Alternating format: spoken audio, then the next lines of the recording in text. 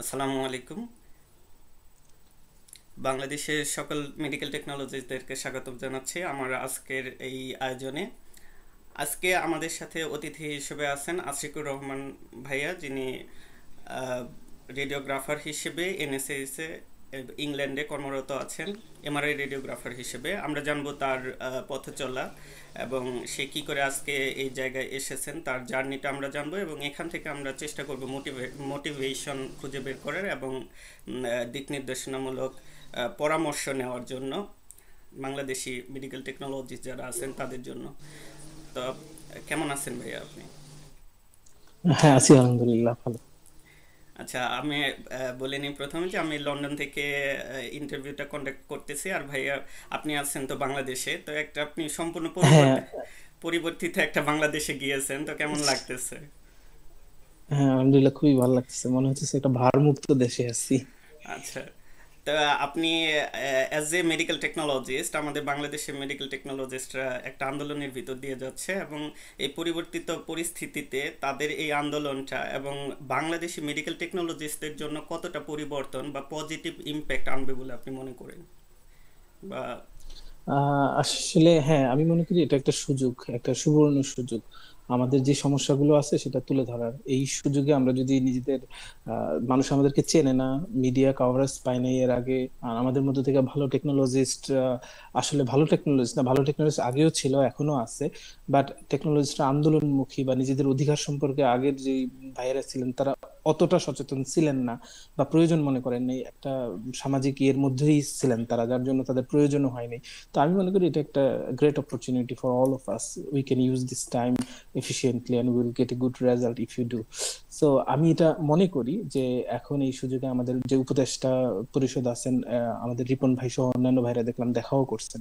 তো আমি মনে করি এখানে পলিটিক্যাল দৃষ্টিভঙ্গি থেকে না দেখে সকল রাজনৈতিক ব্যাকগ্রাউন্ড, ধর্ম, বর্ণ নির্বিশেষে সবাই এসে যদি আমাদের এটাকে আমরা তুলে ধরি যে আসলে মেডিকেল টেকনোলজিটা কতটা গুরুত্বপূর্ণ। আসলে এটাকে বলে যে ফুলক্রাম অফ ডায়াগনোসিস। তো এইটা আমরা বলি, তো এইটা সাধারণ মানুষ কিন্তু জানে না। এই সুযোগে যদি আমরা তাদেরকে জানাই, বুঝাই, আমার মনে হয় যে আমরা আমাদের অধিকারগুলো আদায় করে নিতে পারবো। তো আমি আসলে এক নিঃশ্বাসে অনেকগুলা কথা বলতেছি। তো সবচেয়ে গুরুত্বপূর্ণ কথাটা হচ্ছে যে এখন তো তুমি লন্ডনে আসছো, তারপরে আমাদের আরো দুজন তিনজন ভাই ইউকে তে আছে, বিভিন্ন জায়গায় চাকরি করতেছে, আমি ওখানে আছি। আমরা জানি যে ওখানে ক্লাসিফিকেশনটা কিরকম হয়, একজন মেডিকেল টেকনোলজিস্ট কতটুকু উপরে যাইতে পারে, তাদের ধাপগুলো কি কি। তো আমি মনে করি আমাদের কাছ থেকেও তারা পরামর্শ নিতে পারে। আমরা অনেক অলরেডি সোহেল ভাইয়ের সাথে আমি কথাও বলেছি, তাদেরকে আমরা একটা গাইডলাইনও দিয়েছি। তো তারা ওইভাবে হচ্ছে কোয়ালিফাইড হচ্ছেন, হয়ে এটা জানাইতেছেন আর কি উপদেষ্টা পরিষদ বা দায়িত্বশীলদেরকে। তো আমি মনে করি যে এই সুযোগে সবাই রাজনৈতিক ব্যাকগ্রাউন্ড ভুলে গিয়ে আমাদের অধিকারের জন্য সচেতন হওয়া দরকার। হইলে আমরা আশা করি আমাদেরও একটা ক্লাসিফিকেশন, মানে একটা গ্রহণযোগ্য একটা পরিচিতি পাবো, গ্রহণযোগ্য একটা স্যালারি এবং স্কেল আমরা পাবো আশা করি। ইনশাল্লাহ। তো আমি আমি আশা করি যে বাংলাদেশের এই পরিবর্তনের ভিতর দিয়ে মেডিকেল টেকনোলজিস্টদের ভাগ্যে একটা পজিটিভ পরিবর্তন আসবে বলে আশা করি। তো আমরা যদি একটু পিছনের দিকে যাই, যে আপনার জার্নিটা শুরু হয়েছে বাংলাদেশ একজন সাধারণ মানুষ হিসেবেই, তো সেখান থেকে আপনি একজন মেডিকেল টেকনোলজিস্ট সেক্টরে কিভাবে আসলেন বা সেখান থেকে কিভাবে আজকের এই পজিশনে আচ্ছা, আসলেন, যদি একটু সংক্ষেপে বলতেন আর কি। আচ্ছা, প্রথমত হচ্ছে আমি তো মেডিকেল টেকনোলজি সম্পর্কে জানতাম না। তো আমার দুলাভাই ছিলেন মনির হোসেন খান সাহেব, উনি এখন বার্মিংহামে আছেন। আরেকজন হচ্ছে মনির হোসেন চৌধুরী, অনেকে হচ্ছে তার বই হয়তো পড়ছে, ওই যে মেডিটেক একটা বই বের হয়েছিল তখনকার সময়ে। তো হুম। ওই বইটা হচ্ছে মনির হোসেন চৌধুরী ভাই, উনি আমার মামাতো ভাই মেনলি। উনি প্রথমত আমার দুলাভাই, উনি আমাকে জাস্ট জানাইছেন যে আসলে আমরা এরকম এরকম প্রফেশন। তখন আমি ফার্স্ট জানি, উনি তখন অ্যাপোলোর ইনচার্জ ছিলেন। ওখানে গিয়ে আমি দেখছি একবার। তো তারপর আমার আগ্রহ হয় নাই, কিন্তু মনির ভাই নিজে থেকে টাকা দিয়ে ফর্ম কিনে এনে বললো যে ভর্তি পরীক্ষা দাও, দিলে হচ্ছে যদি চান্স পাও পড়লা, আর না হলে তো নাই। তো আমি এর মধ্যে ঢাকা বিশ্ববিদ্যালয়ে ভর্তি হবো, ভর্তি প্রিপারেশন নিতেছিলাম। আমার তখন ইন্টার পরীক্ষা শেষ এবং ওইটাই লাস্ট চান্স ছিল আমার, যে যদি আমি আইএসটি তে চান্স পাই তাহলে আমি আইএসটি তে পড়বো, না হয় পড়বো না। তো আমি চান্স পেয়ে যাই। তো এনিওয়ে এট এ টাইম আমি আবার ঢাকা কলেজে ভর্তি হই অনার্সে। এক বছর পরে আবার সেটাকে বাদ দিই, কারণ আমার কাছে মনে হয় যে জেনারেল লাইনে পড়াশোনা করে আসলে কিছু হবে না। কারণ in the mean time Monir Hossain Chowdhury ভাই একটা ভালো জব পায়, দুলা ভাইও একটা ভালো জব পায়। তো সব মিলে আমার কাছে মনে হচ্ছে এই লাইনে ক্যারিয়ার, তো এইভাবে এই ক্যারিয়ারে আসা। তো যাই হোক, এই যখন চাকরি শুরু করলাম 2010-এ, তখন প্রথম 1 বছর পুরোপুরি ফ্রাস্ট্রেশনের মধ্যে ছিলাম, কারণ স্যালারি এবং মানুষ আমাদেরকে টেকনিশিয়ান বলে। তারপর যেসব কাজ করতে হয়, প্রথম 6 মাস আমি এক্সরেতে কাজ করছি। তো এক্সরেতে কি কাজ করছি, বেরিয়াম এনেমা এবং আরজিইউ এবং আইভিইউ, এই তিনটা আমি একেবারে হেট করি। এই তিনটা কাজ আমাকে 6 মাস করতে হয়েছে। এমন হয়েছে যে খুব মন খারাপ করে আমি রাতে অফিস থেকে বাসায় আসতেছি, যে মানে প্রায় কান্না করে করে যে আমি কোন প্রফেশনে আসলাম। তো তখন থেকে আসলে খুঁজতেছিলাম যে আসলে কিভাবে এই প্রফেশন থেকে মুক্তি পাওয়া যায়।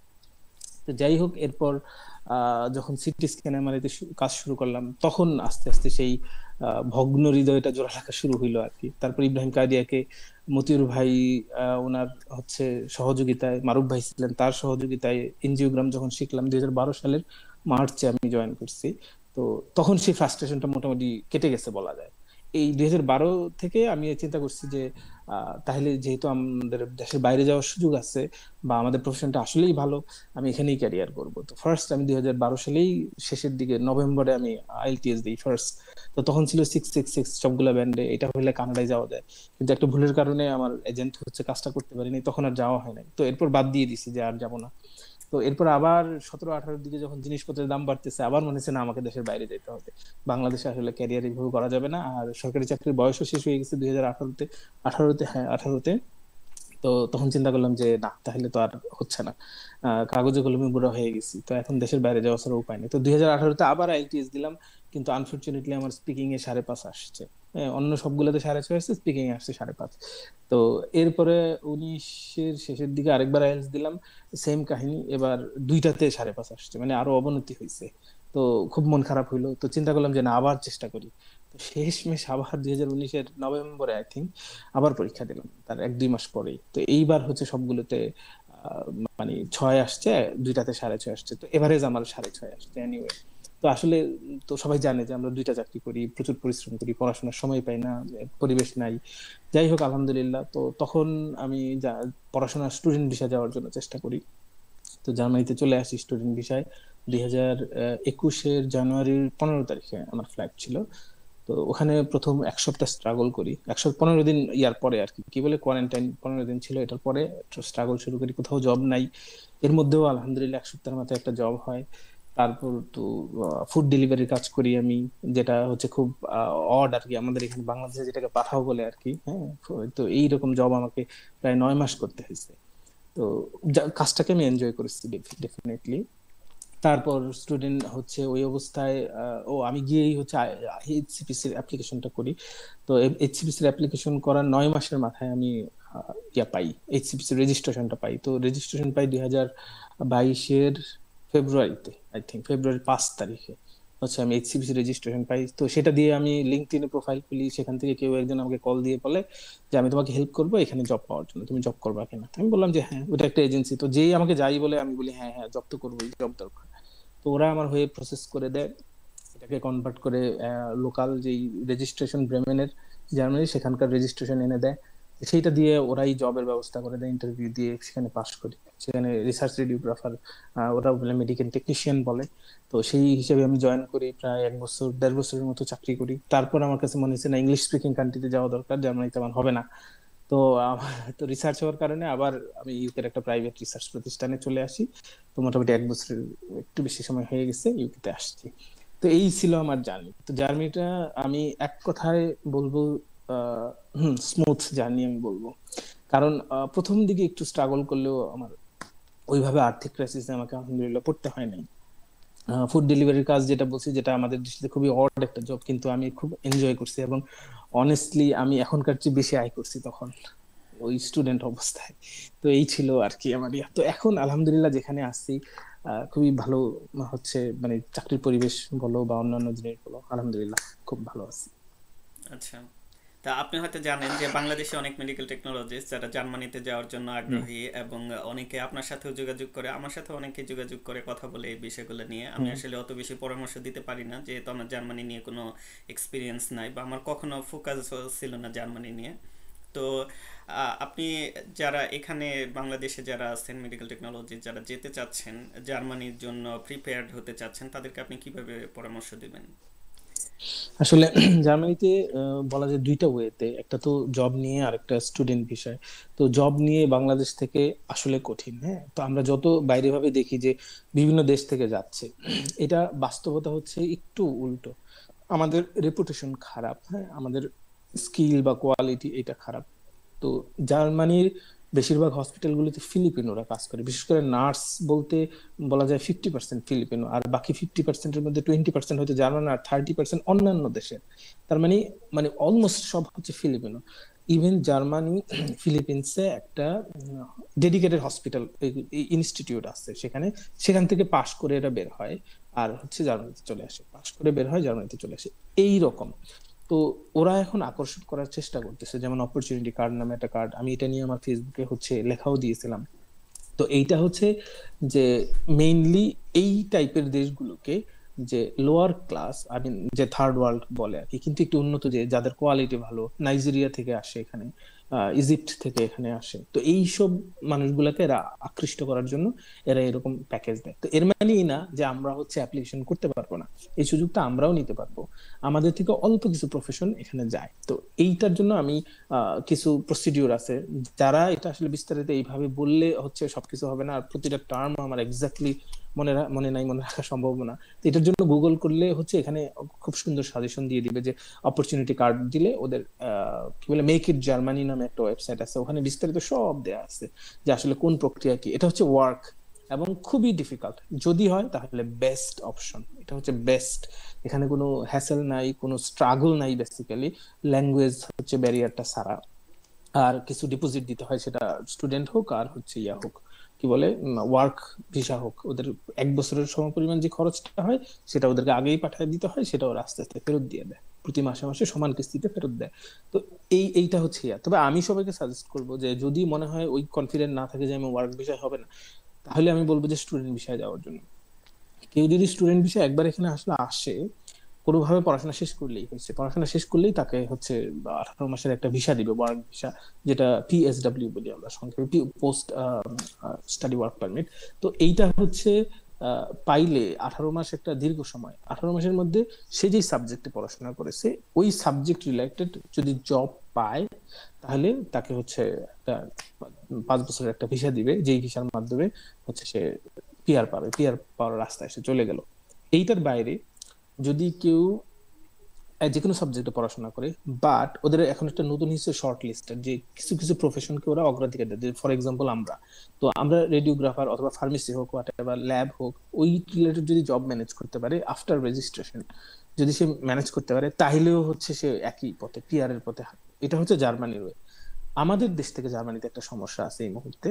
সমস্যা হচ্ছে এটা পলিটিক্যাল একটা কারণে, যে ছাত্রলীগের কিছু গুন্ডা হচ্ছে এর আগে আহ, আমাদের অ্যাম্বাসেডরকে, বাংলাদেশের যে অ্যাম্বাসেডর আছে জার্মানির, তাকে সাতক্ষীরার দিকে হামলা করা হয়েছিল। তো হামলা করার কারণে সে হচ্ছে রাগ করে একটা সিস্টেম করে দিছে, ওই সিস্টেমের কারণে এখন প্রচুর ব্যাকলগ সৃষ্টি হয়েছে, যে স্লট পাওয়া যায় না। তো এটা যাইতে যাইতে 2 বছরের বেশি হয়ে গেছে, যার জন্য স্টুডেন্টদের জন্য এটা অলমোস্ট ইম্পসিবল হয়ে গেছে স্টুডেন্ট বিষয়ে যাওয়াটা। কিন্তু এখন এটা কমতেছে, কমতে কমতে 18 মাসে আসছে। তো আমি এইভাবে বলবো যে যদি কেউ একেবারে ডেডিকেটেড থাকে, যে জার্মানিতে যাইতেই চায়, তাহলে আমি বলবো যে সে হয় মধ্যপ্রাচ্য অথবা মালয়েশিয়ায় চলে আসুক। এটা একটা ইজি ওয়ে। এটা হচ্ছে, আমি বলবো যে এটাকে ইনভেস্টমেন্ট, যে আপনি এখানে ইনভেস্ট করেন, আপনি 15 থেকে 20 লাখ টাকা বাজেট করেন, আপনি প্রথমে মালয়েশিয়া যান, 1 বছর পড়াশোনা করেন, দেন মালয়েশিয়া থেকে আপনি জার্মানিতে স্টুডেন্ট ভিসা চলে আসেন। ইন দা মিন টাইম আপনি আপনার প্রফেশনাল রেজিস্ট্রেশন নেওয়ার জন্য চেষ্টা করেন, এটা হচ্ছে আরেকটা আমার পরামর্শ। তো এর মধ্যে যদি আপনার প্রফেশনাল রেজিস্ট্রেশন থাকে, আপনি এনি হাও জার্মানিতে পৌঁছান বা ইউরোপে পৌঁছান, রেজিস্ট্রেশন যদি থাকে, তাহলে আপনাকে আর বাধা দেওয়ার মতো কেউ নাই। আপনার রাস্তা ক্লিয়ার হয়ে গেল, আপনি জব পাবেন, আপনি সার্ভাইভ করতে পারবেন। মানে এখানকার সরকারি, মানে আমি বলবো যে সেকেন্ড ক্লাস জবেও এত স্যাটিসফ্যাকশন নাই যতটা আপনি ওখানে পাবেন, বা হালাল ভাবে ভালোভাবে ইনকাম করতে চাইলেও আপনি, আমার মনে হয় যে এটা একটা বেস্ট হচ্ছে ইনভেস্টমেন্ট। আপনি তো সরকারি চাকরির জন্য আমি যেটা শুনি যে প্রচুর টাকা পয়সা হচ্ছে লেনদেন হয়। তো এই পথে না গিয়ে অথবা সুপারিশ টুপারিশ না করে, এইভাবে কষ্ট না করে, আমার মনে হয় যে এই ওয়েতে আসা ভালো। আচ্ছা, ঠিক আছে, খুবই কনসাইজ একটা আনসার পেলাম আমরা। তো এখন যারা, আপনি ইউকেতে আছেন, ইউকেতে শিফট হয়েছেন, রিলোকেট করেছেন সম্প্রতি, আহ, ইউকেতে যারা আসতে চায় তাদের জন্য কিভাবে দিবেন, পরামর্শ দিবেন, যারা অলরেডি আচ্ছা বাংলাদেশে আমি কিছু এইচসিপিসি রেজিস্টার্ড রেডিওগ্রাফার আছে, আপনি জানেন হয়তোবা, যারা চেষ্টা করতেছে এবং অনেকে হ্যাঁ হ্যাঁ ইন্টারভিউ দিচ্ছে, অ্যাপ্লিকেশন করতেছে, হ্যাঁ হ্যাঁ এবং আরো নতুন করে অনেকেই এইচসিপিসি রেজিস্ট্রেশনের জন্য প্রসেসে আছে বা আরো চাচ্ছে অনেকে। তো এদেরকে আচ্ছা নিয়ে আপনার এইটা পরামর্শ কি থাকবে? আচ্ছা এটা হচ্ছে যে এর আগে আমরা জানি যে এইচসিপিসি রেজিস্ট্রেশনের জন্য একটা ল্যাঙ্গুয়েজ রিকোয়ারমেন্ট লাগে, হ্যাঁ? তো ল্যাঙ্গুয়েজ রিকোয়ারমেন্টে আমরা সবাই একটা মিথ্যা কথা বলছি যে যাই হোক ভাই একটা মিথ্যা একটা টিক চিহ্ন দিলে যে আমি আমার ফার্স্ট ল্যাঙ্গুয়েজ ইংলিশ। তো এই জিনিসটা আমার মনে হয় থাকতেছে না আর। তো যারা অলরেডি পেয়ে গেছে আলহামদুলিল্লাহ শুক্রিয়া যে তারা পেয়ে গেছে, যারা এখনো পায় নাই আমার মনে হয় তাদের জন্য একটু ডিফিকাল্ট হবে। যে আগে আইএলটিএস লাগবে, ব্যান্ড 7 হচ্ছে ইকুইভ্যালেন্ট, প্রত্যেকটা ব্যান্ডে এটা লাগবে, তারপরে তারা অ্যাপ্লিকেশন করতে পারবে। তো আমি এটাকে মানে একটা সময় বাংলাদেশ থাকতে আসলে বুঝে বললাম যে আমাকে 4 বার আইএলটিএস পরীক্ষা দিতে হয়েছে, ইংলিশ নিয়ে আমাকে প্রচুর স্ট্রাগল করতে হয়েছে। এইটা আমি মনে করি যে একটু অন্যভাবে এই স্ট্রাগলটা বাংলাদেশিদের করা উচিত। এটা যেটা করা উচিত, আমরা যারা 2টা চাকরি করি 6 মাসের জন্য আমরা একটা চাকরি করলাম, হুম, তো আমার হিউজ পরিমাণে একটা টাকা লস হলো এখানে। কিন্তু আমি এটাকে ইনভেস্ট হিসেবে চিন্তা করি যে এই 6টা মাস আমি হচ্ছে হার্ড এন্ড সোল ট্রাই করবো শুধু ইংরেজির পিছনে, আমার 4 5 ইংরেজি করে ফেলবো। তো এইভাবে করে আমি যদি একটা টার্গেট নেই, হ্যাঁ, এখানে যদি আমি 1 লাখ টাকা খরচ করি, যে আমি 1 লাখ টাকা খরচ করে ব্যান্ড 7 আমি তুলবই, হ্যাঁ, প্রাইভেট টিচার দিয়ে হলেও আমি তুলবো। এই ইংলিশটা তার লাগবেই, তার এম্বাসি ফেস করতে লাগবে, তার রেজিস্ট্রেশন পাইতে লাগবে, এই ইংলিশ হচ্ছে দক্ষতাটা, এই স্কিলটা তার ওখানে কথা বলতেও লাগবে। অর্থাৎ এটা একটা বেসিক নিড, এটা একটা প্রথম বাধা। তো যদি সে এটা করে, একই সাথে অনেকগুলা দরজা খুলবে, কানাডার দরজা খুলবে, ইভেন অস্ট্রেলিয়ার দরজা খুলবে। ব্যান্ড 7 সবগুলোতে থাকলে এই মুহূর্তে অস্ট্রেলিয়া প্রচুর রেডিওগ্রাফার চাচ্ছে, মেডিকেল টেকনোলজিস্ট চাচ্ছে। তো সেখানকার দরজা খুলে যাবে, সেটা রেজিস্ট্রেশন পেয়ে যাবে সে। তো আবার এইচসিবিসি রেজিস্ট্রেশন পাবে, তো একসাথে অনেকগুলা দরজা তার খুলে যায় যদি সে ব্যান্ড 7 এইভাবে এইটার পিছনে সে যদি ইনভেস্টমেন্ট করে। তো আমি এটাকে প্রথমেই এই দিকে আমি জোর দেবো যে তারা যেন এটা করে। তো আর যারা রেজিস্ট্রেশন পেয়ে গেছে অলরেডি, এইচসিবিসি রেজিস্ট্রেশন পেয়ে গেছে, তাদেরকে আমি বলবো যে এনি হাউ ইউকে তে চলে আসুক। তারা স্টুডেন্ট বিষয়ে আসুক, পালায় আসুক, ড্রামে করে আসুক, নৌকায় আসুক, যেভাবে আসুক তারা ইউকে তে চলে আসুক, হ্যাঁ। তো তারা যদি কোনোভাবে ইউকে তে আইসা পৌঁছাইতে পারে, হ্যাঁ, তারপর তারা জবে অ্যাপ্লাই করবে, আজ হোক কাল হোক তারা জব পাবে, আমি এটা গ্যারান্টি দিতে পারি। আর আমরা এখানে যারা কয়েকজন আছি কিভাবে অ্যাপ্লাই করতে হয়, হ্যাঁ, এইরকম জিনিসগুলো আমরা তখন সাজেশন দিতে পারবো, বা তখন রাস্তা আসলে খুলে যায়। কেউ যদি ওখানে থাকে তখন সে দেখবে যে আসলে এইভাবে না হলে ওইভাবে হচ্ছে, যেটা আসলে এখান থেকে আমরা বুঝবো না। যেমন এখানে থাকাকালীন আমাকে যদি কেউ এতটুকু পরামর্শ দিত, তাহলে আরো 10 বছর আগে আমি চলে যেতাম ওখানে, গিয়ে আমি শুধু আমি না, আমাদের আমরা হাজার হাজার টেকনোলজিস্ট এরকম করে চলে যাইতো। তো আমাদের দেশে যেমন গত কয়েকদিন আগে আমি এক ইন্ডিয়ান অ্যাপ্লিকেশন স্পেশালিস্টের সাথে কথা বলতেছিলাম। তো সে আমাকে বলতেছে সে এত টাকা বেতন পায়, হ্যাঁ, সে জিতে চাকরি করে। তো এরকম এরকম সে যাবে কিনা সে কনফিউজড, এবং তার অনেক ফ্রেন্ডস তারাও কনফিউজড, কারণ তারা সরকারি স্কেলে এই মুহূর্তে ইন্ডিয়ায় 70,000 রুপিস বেতন পায় স্টার্টিং স্যালারি। এটা হিউজ, আসলে হিউজ না? হুম। 70,000 হচ্ছে কি বলে রুপি, মানে বাংলাদেশি টাকায় 90,000 টাকার মতো অলমোস্ট। তো কেউ যদি সরকারি চাকরিতে স্টার্টিং স্যালারি এটা পায়, এটা হিউজ। তো এটা সেটা সে যাবে কিনা, তার মধ্যে এটা একটা হেসিটেশন কাজ করতেছে। তো আমি আমি এরা এই জন্য কি হয় যে অন্য ইনফরমেশন নিয়ে তারা খুব বেশি মাথা কামায় না, আবার যাইতেও চায় একটা হেসিটেশনের মধ্যে। এইটা না করে আমার মতে এই ইনফরমেশনের পিছনে তাদের লাইগা থাকা উচিত। যদি তারা ইনফরমেশনের প্রতি একদম লেগে থাকে তাহলে কি হবে, তার রাস্তা অনেকগুলা দরজা খুলে যাবে। তো কিছু কিছু না, অনেক টেকনোলজিস্ট এই মুহূর্তে হচ্ছে ইউকে তে আসছে, বেশিরভাগ হচ্ছে ইন্ডিয়ান, ফিলিপিনো আর হচ্ছে নাইজেরিয়ান, এই 3টা দেশের টেকনোলজিস্ট আসছে। তো তারা কারা আসছে, ওরা কিন্তু খুব দক্ষ টেকনোলজিস্টরা আসে নাই। কেন আসে নাই? আমাদের দেশে যারা খুব দক্ষ, হ্যাঁ, আমি একজনের নাম বললাম, ফর এক্সাম্পল মেহেদি ভাই, হ্যাঁ, নিউরো সায়েন্সের, আমি তাকে দেখছি খুবই এক্সপার্ট একজন টেকনোলজিস্ট। তো সে হচ্ছে, তাকে যদি হচ্ছে সে আসবে না, সে কিন্তু খুব জব, ভালো একটা জব না পেলে সে কিন্তু আসবে না। আসবে? তো আসবে কারা? আসবে কারা? যারা একটু হেজিটেশন বা আমার অবস্থান ভালো না, এটা আমি কিন্তু কাউকে ইয়ে করতেছি না, ছোট করতেছি না, বাস্তবে দাঁড়ায়। যেমন আমার আমার ক্ষেত্রে আমার মতো মানুষরা আসবে, যারা আসলে মোটামুটি একটা লেভেলে আছে, যাদের উচ্চাকাঙ্ক্ষা আছে, তারা হচ্ছে আসবে। তো ইন্ডিয়ার ক্ষেত্রেও এটা হয়েছে, যারা ফার্স্ট লেভেলের যে টেকনোলজিস্টরা তারা কিন্তু আসে নাই, গেছে কারা আমার মতো সেকেন্ড বা থার্ড লেভেলের যারা টেকনোলজিস্ট, তারা হচ্ছে ওখানে গেছে। তো আমি মনে করি যে বাংলাদেশের যারা এক্সপার্ট, যাদের দক্ষতা আছে, ভাষাগত হচ্ছে দক্ষতা আছে, যাদের আইকিউ ভালো, আমার মতে তারা একটু চেষ্টা করলে এনিহাউ ইউকে আসুক, আসার পরে তারা জব পেয়ে যাবে। আমি তাদের কথা বলতেছি যারা অলরেডি আইসিপিসি রেজিস্ট্রেশন পেয়ে গেছে, তারা সবাই জব পাবে যদি তারা এনিহাউ আসতে পারে এবং ইংরেজি ভিত্তিটা না থাকে তাদের, তারা জব পাবে। হুম। অবশ্যই ইংরেজি ভিত্তি এটা খুবই একটা মারাত্মক বিষয় আমাদের বাংলাদেশে যে কোনো সেক্টরের স্টুডেন্টদের জন্য, সেটা শুধু মেডিকেল টেকনোলজিস্ট, রেডিওগ্রাফার বলেন বা হ্যাঁ। বায়োমেডিকেল বলেন, যে কোনো। আমি এটা দেখেছি ইভেন যারা ইংরেজিতে অনার্স মাস্টার্স করতেছে তারাও যখন স্পিকিং করতেছে ওরা হেসিটেশনে ভুগতেছে, এরকম বিষয়টা খেয়াল করছি। তো এটা অবশ্যই বরাবরের মতন, মানে এটা আমি বলবো একটা ফোবিয়ার মতন কাজ করে। হয়তো বা এরা যদি একটু হ্যাঁ। চেষ্টা করে তাহলেই এটা পসিবল। তো দুই একবার আইএলটিএস হয়তো বা দুইবার দেয়া লাগবে, আমিও দুইবার দিয়েছি, আপনি জানেন যে প্রথমে দিয়েছি হয়নি। হুম হুম। তো এরকম দিতে হয়েছে আর কি। আর যেটা আমরা মেডিকেল টেকনোলজিস্টরা বাংলাদেশে যে লাইফটা লিড করি সেটা আপনিও দেখেছেন, আমি নিজেও এরকম লাইফের ভিতর দিয়ে গিয়েছি, যে দুইটা জব করা মানে একটা অমানসিক একটা পরিস্থিতি তৈরি হয়। তো তা আমি আপনার সাথে একমত যে তারা যদি কোনোভাবে এখানে আসতে পারে, অবশ্যই এখানে আমরা যারা আছি, আপনি আছেন আর সোহেল রানারা আছে, যারা আছে সবাই মিলে অবশ্যই তাকে কোনো একটা জায়গায় সেট আপ করানো পসিবল। তো এখন আসলে আপনাকে প্রশ্ন করার আমি, আপনি অনেক কিছু বলে দিয়েছেন প্রশ্ন না করাতেই। তো এখন আপনার যারা মেডিকেল টেকনোলজিস্ট যারা আসতেছে পড়াশোনা করতেছে ডিপ্লোমাতে বা বিএসসিতে, বা যারা বিএসসি মাঝামাঝি আছে বা শুরু করতেছে, তাদের একটা লং টার্ম কেরিয়ার প্ল্যান যদি বলি, এদের ভিতরেও অনেকে আছে যারা আপনার চাচ্ছে যে বিএসসি শেষ করে বাইরে যাবে, বা ডিপ্লোমা শেষ করে কি করে বিএসসি পড়তে বাইরে আসা যায় কিনা, এরকমও অনেকে আমার সাথে যোগাযোগ করে বা মেসেজ দেয়, যে বলে যে আমি ভাইয়া এই থার্ড ইয়ারে আছি, ডিপ্লোমা বা বিএসসি সেকেন্ড ইয়ারে আছি, আমি এখন থেকে কি করতে পারি। তো আপনি এদের জন্য কি পরামর্শ দিবেন, যে একটা লং লং টার্ম কেরিয়ার গোল যদি সেট আপ করতে হয় as a radiographer, as a biomedical technologist, pathology যারা আর কি, বা ডেন্টাল টেকনোলজিতে যারা আচ্ছা। পড়তেছে। আচ্ছা, আমি হচ্ছে আমার কথায় সবসময় মেডিকেল টেকনোলজি মানে রেডিওলজিকেই বোঝাই, কারণ আমার প্রফেশন এইটাই। আচ্ছা। কিন্তু এর মানে এটা না যে শুধু এইটার ক্ষেত্রেই সব কথা প্রযোজ্য। হুম। এটা আসলে মেডিকেল টেকনোলজিস্ট, ল্যাব, ডেন্টাল সবার জন্যই প্রযোজ্য আসলে। একই কথা। তো যারা এখন পড়াশোনা করতেছে, হোয়াট এভার ডিপ্লোমা অর হচ্ছে বিএসসি, যারা পড়াশোনায় আছে, আমি মনে করি তাদের প্রধান বাধা আসলে ল্যাঙ্গুয়েজ। আবারও সেম জিনিস, ল্যাঙ্গুয়েজ তাদের প্রধান বাধা। কিন্তু কাজের যে ইয়াটা, এখন আমি আমি কতটুকু কাজ জানি, হ্যাঁ, তো আমাকে হচ্ছে বাংলাদেশ থেকে যখন দেখে যে ও আহ, আশিক ভাই হচ্ছে কোথায় কাজ করে, এখন লন্ডনে কাজ করে, কোথায়, এনএইচএস এ কাজ করে।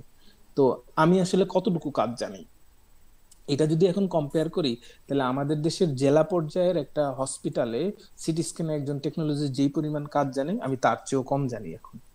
এটা হচ্ছে বাস্তবতা। হ্যাঁ, এটা হচ্ছে সত্যি কথা।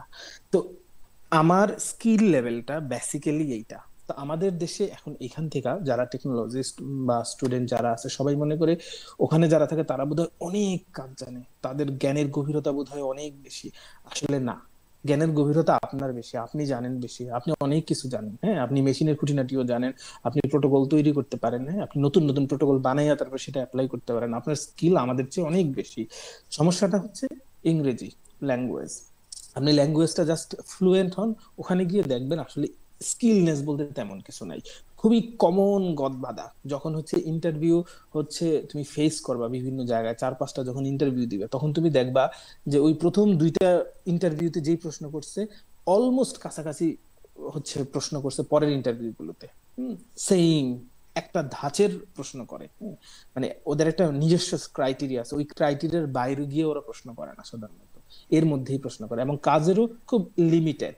বাট সবকিছু নিজের করতে হয়। আমি একটা উদাহরণ দিই, যে একটা ব্রেইন স্ক্যান যখন আসবে আমরা কি করি, সব কাজ আমাদের করতে হয়। একটা রুগী আসবে, আসার পর রুগীটার হচ্ছে একটা ব্যান্ড থাকবে, ব্যান্ডের নাম, ডেট অফ বার্থ ইত্যাদি মিলাইয়া, তারপরে হচ্ছে প্যাক্সে যে হিস্ট্রি আছে ওটা মিলাইয়া পেশেন্টকে আমরা পজিশনিং করব, করে হচ্ছে আমরা স্ক্যান করব, স্ক্যান করে হচ্ছে তাকে আবার পাঠিয়ে দিব, বা কেউ ওয়ার্ড বয় যদি না থাকে ওয়ার্ড বয়কে ফোন দিতে হবে, সে এসে নিয়ে যাবে। ব্যাস এতটুকুই কাজ। হ্যাঁ, আমাদেরকে প্রিন্ট করতে হয় না। তারপর হচ্ছে যে কি বলে, আমাদের ফোন দিয়ে ডক্টরকে বলতে হবে না যে এই ডায়াগনোসিস হয়েছে, এইরকম এরকম সমস্যা স্যার, আমি কি করব। এরপরে হচ্ছে সেগুলো প্রিন্ট দেওয়ার পরে ডক্টর আবার আমাদেরকে পাঠায়, আমরা আবার চেক করতে হয়, ক্রস চেক করতে হয় নাম ঠিকানা সব ঠিক আছে কিনা ওই রিপোর্টের, ওইখানে আবার একটা সাইন দিতে হয়। মানে একটা অনেক ধরনের কাজ আছে আমাদের এখানে। তো কিন্তু এনএইচএস এ বা ইংল্যান্ডের কাজে আসলে এত ডাইভারশন নাই। আমি বলতেছি না যে ওখানে স্কিলের কোনো মূল্য নাই, আবার এটা মিস মেসেজ হচ্ছে কেউ যেন না নেয় যে ওখানে স্কিলের কোনো মূল্য নাই। ডেফিনেটলি আপনার দক্ষতার ওখানে মূল্য আছে। আপনি যদি অনেক বেশি জানেন, অনেক কাজ জানেন, অনেক টাইপের কাজ জানেন, তাহলে ডেফিনেটলি আপনাকে ওরা মূল্যায়ন করবে। আপনি যদি চটপটে হন, পরিশ্রমী হন, ওরা মূল্যায়ন করবে। কিন্তু সবচেয়ে গুরুত্বপূর্ণ হচ্ছে কমিউনিকেশন স্কিলটা। এখন ওরা এমন কেউ কি নিবে না যে আপনি ওখানে কাজ করতেছেন, একটা মেশিন হচ্ছে নষ্ট হয়ে গেছে, তারপরে হচ্ছে যে রুগীর অবস্থা হচ্ছে হার্ট অ্যাটাক হয়েছে, কিন্তু আপনি নার্ভাস হয়ে গেলেন আর কথা বলতে পারতেছেন না। তাহলে সিচুয়েশনটা কি হবে আপনি চিন্তা করতে পারছেন? I am sorry. তো সিচুয়েশনটা মানে কত খারাপ হইতে পারে আসলে ওই মুহূর্তে। তো এই জন্য ওরা যেটা করে যে আপনার কমিউনিকেশন স্কিলটাকে দেখবেন যে বিভিন্ন জায়গায় বলে যে কমিউনিকেশন স্কিল হচ্ছে খুব ভালো হইতে হবে, এক্সেলেন্ট কমিউনিকেশন স্কিল থাকতে হবে। এটা কিন্তু ওরা যাচাই করে নেয় ইন্টারভিউর সময়। তো আমি আপনাকে বলবো, যারা এখনো ইয়াং আছে, তারা যেই কাজগুলো দরকার তারা চাকরিতে গিয়ে অটোমেটিক্যালি শিখবে। 2 বছরের কাজ করলে, এক্সরেতে কেউ যদি 2 বছর কাজ করে বাংলাদেশের একটা হসপিটালে, সে মোটামুটি সব কাজ শিখে যায়। সিটি স্ক্যানে 2 বছর কাজ করলে সে সব শিখে যায়, এমআরআই তে 2 বছর কাজ করলে সে সব শিখে যায়। তার হচ্ছে আহামরি কিছু আর লাগে না। যেটা লাগবে সেটা ল্যাঙ্গুয়েজ। তো আমি স্টুডেন্টদেরকে হচ্ছে বলবো, বা যারা এখনো ইয়াং আছে, যারা দীর্ঘমেয়াদী ক্যারিয়ার প্ল্যান নিতে চায়, তাদেরকে আমি বলবো যে ল্যাঙ্গুয়েজ জাস্ট প্রথমে টার্গেট নাও, যে এখন থেকে আইএলটিএস 7.5, 7.5 যদি কেউ আইএলটিএস তুলতে পারে, তাহলে সে যে কোনো দেশে যাইতে পারবে, যে কোনো ভিসায়, সে স্টুডেন্ট হোক, ওয়ার্ক হোক, যে কোনো হোক। তুমি রেজিস্ট্রেশন পাওয়া যাবা, তুমি হচ্ছে জব পাওয়া যাবা। তোমার আইএলটিএস ভালো হলে তুমি একটা ভালো একটা ইউনিভার্সিটিতে অ্যাপ্লাই করলে কি হবে, তোমাকে স্কলারশিপ দিয়ে দিবে, বিশাল অ্যামাউন্টের স্কলারশিপ দিয়ে দিবে একটা। তো এইটা নিয়ে তুমি যদি এখানে আসো, পড়াশোনা করো, আমাদের মেডিকেল টেকনোলজি হইতে হবে এমনও না। ওখানে বাংলাদেশে মেডিকেল টেকনোলজি পড়ে এসে এখানে অন্য একটা সাবজেক্ট পড়ে আরো উপরে হচ্ছে পজিশনে আমরা যাইতে পারি, সেই সুযোগও আছে। তাহলে যারা এখন ইয়াং আছে, আমি একটাই বলবো যে ল্যাঙ্গুয়েজটা হচ্ছে ফার্স্ট। ধন্যবাদ আপনাকে।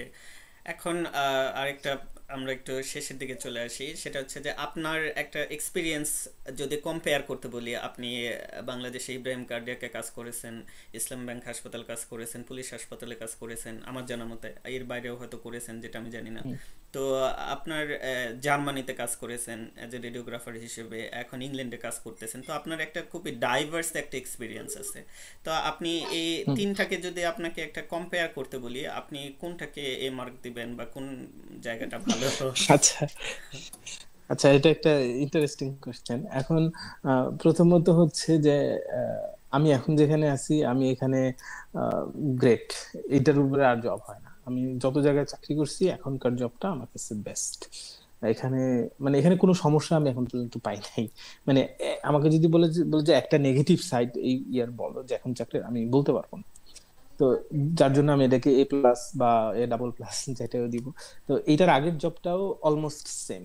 কিঞ্চিত দুই একজন আছে যারা রেসিস্ট, এটা বোঝা যায় না, ইনডাইরেক্ট রেসিজম করে, এটা বোঝা যাবে না যে সে, আমি তাকে কমপ্লেন করতে পারবো না, এই টাইপের হচ্ছে রেসিজম আছে কিছু। আহ, এটা আমি তাকে দোষও দেই না। হয়তো আমি যদি এখানে থাকতাম, একজন সাউথ সুদান থেকে কেউ খুবই বিচ্ছিরি চেহারার কালো একটা মানুষ যদি আমার চেয়ে বেশি স্যালারিতে আমার পাশে এসে কাজ করতে টেকনোলজি হিসেবে, হয়তো আমিও তার প্রতি একটু রেসিজম করতাম, যার জন্য মাইন্ড করি নাই আমি। তো ওইটা ইয়ে। আর বাংলাদেশে যেটা হলো, বাংলাদেশে তো অনেকগুলো প্রতিষ্ঠানে চাকরি করছি। মানে আমি শুধু চাকরি চেঞ্জ করছি, এবং চাকরি চেঞ্জ করার জন্য বিখ্যাত ছিলাম আর কি। তো সর্বশেষ চাকরি করছি পুলিশ হাসপাতালে আর ইসলামী ব্যাংক হাসপাতালে চাকরি করছি 6 বছর। এবং আমার লাইফের ওর্স্ট পার্ট হচ্ছে ইসলামী ব্যাংক হসপিটাল। তো আমার লাইফের একটা ট্রমা, আমাকে যদি বলে যে অতীত ডিলিট করে দিতে, আমি ওই 6 বছর ডিলিট করে দিতাম আমার ব্রেন থেকে। আর বাংলাদেশে ইব্রাহিম কার্ডিয়াক এবং পপুলার, এই দুইটা ছিল বেস্ট। ইব্রাহিম কার্ডিয়াকে হচ্ছে আমাদের ম্যাডাম হচ্ছে সবসময় দৌড়ের উপর রাখতো সিম্পলি, কিন্তু তারপরে আমার শান্তি লাগতো যে হচ্ছে ওনাদের আন্তরিকতা বা অন্য সময়ের যে আচরণ, সেটা দেখে ভালো লাগতো। আর পপুলারে হচ্ছে জামান ভাই হচ্ছে ছিলেন, উনি আমাকে অনেক ভাবে সাহায্য করছেন। আহ পুরা ক্যারিয়ারটা গড়ার পিছনেই বলা যায় যে ওনার হেল্প আছে। তো ওখানে আমার খুব শান্তি লাগতো কাজ করে, ওখানে আমি ভালো ছিলাম, ওখানে প্রায় 5 বছর চাকরি করছি। তো এই হচ্ছে আমার মার্কিং করা আর কি। আচ্ছা, তো আপনার এই থেকে আমরা কনক্লুশন এড করতে পারি যে ইংল্যান্ডে জব স্যাটিসফ্যাকশন এবং অ্যাজ এ এমপ্লয়ি হিসেবে ভ্যালিড ফিল করা এটা মনে হয় অনেক বেশি। হুম। এবং আমি পার্সোনালি এটা অনেক ফিল বেশি। করি, আমি যখন আমার জবে যাই আমি এটা ফিল করি, ভ্যালিড ফিল করি। এবং তারা আমাকে কোনোভাবেই এমন কোনো কিছু ফিল করতে দেয় না যেটাতে আমার একটু খারাপ লাগতে পারে, বা এরা বুঝতে পারে সিচুয়েশনটা, বুঝে হ্যাঁ। সিদ্ধান্ত নেয়। তো এখন হ্যাঁ। আপনাকে অসংখ্য ধন্যবাদ যে আপনি অনেক আহ, পরামর্শ দিলেন, এবং এই পরামর্শগুলো খুবই কার্যকরী আমাদের যারা টেকনোলজিস্ট আছে ওভারঅল বাংলাদেশে, শুধু রেডিওগ্রাফার না, অন্যান্য সেক্টরে যারা আছে তাদের সবার জন্য। তো এখন কনক্লুশন মার্ক হিসেবে কোনো কিছু বলবেন কিনা, আর কোনো পরামর্শ, বা যে ভুলে কোনো হ্যাঁ। কিছু অ্যাড করতে চান কিনা? না, আচ্ছা, প্রথম কথা হচ্ছে যে আমাদের সাথে যোগাযোগ করার তো ওয়ে আছে। তো কারো যদি কোনো পরামর্শ লাগে, সে তোমাকে নক দিলেই হবে, তুমি হেল্প করবা। সেখান থেকে আমার সাথে যোগাযোগ করলে আমার নলেজে যা আছে আমি দিয়ে বাংলাদেশের সবাইকে আমি হেল্প করতে চাই বা করতে পারবো। তো একটা বিষয় হচ্ছে যে আমি যেটা বলতে চাচ্ছি, যেটা হচ্ছে যে আমি মনে হয় যে নিজেকে একটু গুটায় রাখছি বিভিন্ন কারণে। তো আমারও একসময় ইচ্ছা ছিল যে তুমি যে কাজটা করতেছো সেই কাজটা আমি করব, বা আমি সবাইকে হচ্ছে উদ্বুদ্ধ করব, সামনে আগায় আসবো। কিন্তু বিভিন্ন কারণে, ব্যক্তিগত এবং অন্যান্য কারণে আমি সেটা থেকে নিজেকে গুটায় রাখছি, বলা যায় যে আউট অফ দ্য নেটওয়ার্ক আসছি। তো এইখানে আমি বলতে চাচ্ছি যে যদি কারো কোনো হেল্প লাগে, ফিল ফ্রি টু আস্ক। যে যে কোনো সময় আমার ফেসবুকে নক দিলে হবে, বা আমার নাম্বার ওপেন আছে, সেখানে যোগাযোগ করলে হবে, অথবা তোমার মাধ্যমে যোগাযোগ করলেও হবে। আর তুমি তো অনেক কিছু অ্যারেঞ্জ করতেছো তোমার চ্যানেলে, তো সেখানে হচ্ছে সেখানে যোগাযোগ করলেও হবে। আচ্ছা, ধন্যবাদ। তো যেহেতু আপনি এই প্রসঙ্গটাতে আসলেন, তো আমরা একটু আপনার ব্যক্তিগত জীবন নিয়ে একটু কথা বলি। যে আপনি, আমার জানা মতে হুম। আপনি অনেক ঘুরতে পছন্দ করেন, এবং এই মানে এটাকে এনজয় করেন, কিন্তু এই জিনিসটা আপনি কখনো এক্সপ্লোর করেন না, বা এটাকে আপনি, যেমন আমরা যেটা সামান্য কিছু পারিবারিক ঘটনা বা ব্যক্তিগত জীবনের ঘটনা আমরা ফেসবুকে শেয়ার করি, আপনি এই বিষয়টা থেকে নিজেকে খুবই কমপ্লিটলি আলাদা রাখেন। আচ্ছা, তো আমি আমি তো হয়তো তুমি জানো যে আমি টুকটাক লেখালেখি করি। তো আমি আমার লেখাগুলোর হচ্ছে একটা বইও বের হয়েছিল এর আগে, অন্য বিষয়ে যদিও। কিন্তু আমি ট্রাভেল নিয়ে বিভিন্ন ট্রাভেল ব্লগে লেখালেখি করতাম, টিউবি তে, ট্রাভেলার্স অফ বাংলাদেশে আমার প্রচুর লেখা আছে, এখনো আছে। তো আমি এরপর একটা ওয়েবসাইটে লেখালেখি করি, হ্যাঁ, ওখানে একেবারেই অন্য নামে, আমি সেটা বলতে চাচ্ছি না। আর তুমি যেটা জানো সেটার বাইরেও আরো আরো আমার কয়েকটা আইডিয়া আছে, তো আমি সেগুলো দিয়ে এরপর লেখালেখি শুরু করি। পলিটিক্যাল লেখালেখির বাইরেও আমার ট্রাভেল নিয়ে লেখা, তো সেই লেখালেখির কারণে আমাকে আমাকে একটা ছোট্ট অ্যামাউন্ট টাকাও দেয়। তো ওইটা হচ্ছে ওদের সম্পত্তি হয়ে যায় খুব স্বাভাবিকভাবে। তো যার জন্য আমি আর ওই লেখাগুলো বা ওই ছবিগুলো আমি আমার অ্যাকচুয়াল ফেসবুকে আর দিই না। তো এইটাই হচ্ছে কারণ আপনি যে শেয়ার আমি আর করতে পারেন। এটা নিয়ে এখানে ইয়ে করে না। হ্যাঁ, আসলে সে কিন্তু ওই যে বললাম যে ফেক হচ্ছে নামে যেহেতু আমি লিখি, সেহেতু আমি চাই না যে আমার মূল ইয়ার বাইরে অন্য কেউ হচ্ছে জানো। কিন্তু ওখানে প্রচুর মানুষ করতেছে, প্রচুর মানুষ দেখতেছে, জানতেছে। আমি মনে করি যে দ্যাটস এনাফ। আর শো অফ বা ওরকম আসলে প্রয়োজন নাই। তো এই জন্যই আর কি। তো এরকম আমরা জানি যে দিলীপ কুমারের আসল নাম হচ্ছে ইউসুফ খান। তো তো যাই হোক, তো দোয়া করি যেন আল্লাহ তাআলা আপনার ট্র্যাকটা ঠিক রাখে, এবং আপনার যে ফিউচার ওরিয়েন্টেশন বা আপনার লং টার্ম গোলটা কি, যদি ই করতেন যে এরপর আপনি তো এখানে এখানে এমআরআই রিসার্চ, এমআরআই রেডিওগ্রাফার হিসেবে আছেন, তো এর পরবর্তীতে হুম। আপনি কি এক্সপ্লোর করতে চান বা কোথায় নিজেকে দেখতে চান? এখন আমাদের প্রজেক্ট শেষ হবে 2028-এ।